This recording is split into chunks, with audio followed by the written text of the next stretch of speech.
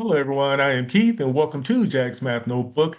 In this video, we're going to gain an understanding of fractional exponents, but in this case, we're going to work with just one type of fractional exponent and we're going to see it 3 times.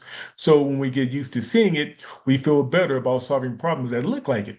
Okay, so let's take a look at the first big example in which we have 512 raised to the 2/3 power.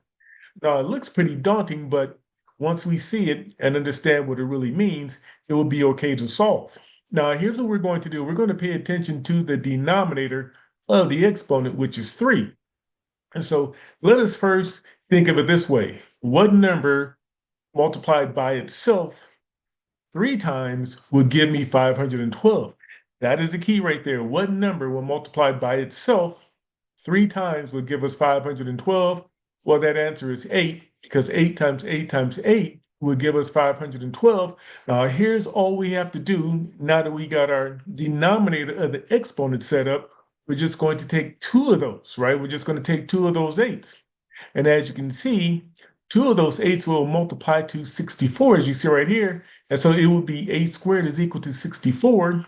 So 512 raised to the 2/3 power will be 64. Remember, we're getting 2 out of the 3. 2 in the numerator and 3 in the denominator as it relates to fractional exponents.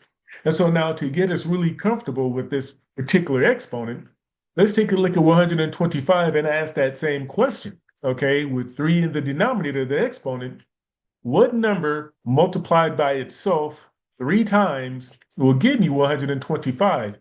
Well, that answer, of course, is 5. 5 times 5 times 5 will give us 125.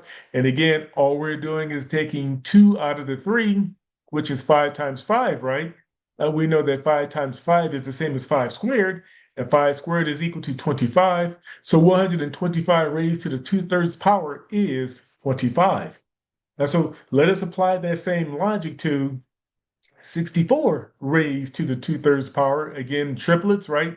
What number multiplied by itself 3 times will give me 64? Let's work with that first. And as you can see, it is 4 times 4 times 4. Now, all we have to do is just pluck out 2 4s out of the 3 4s, right? So we're just going to pluck out the 2 4s, and we have 4 squared.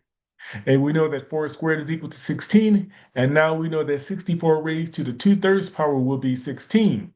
Okay, you have been given some significant information. I wouldn't blame you if you need to pause the video to take a look at things or replay this video as many times you need to gain a deeper understanding of this concept. But in the meantime, please comment, share, like, and subscribe to Jack's Math Notebook for more content. Thank you and goodbye.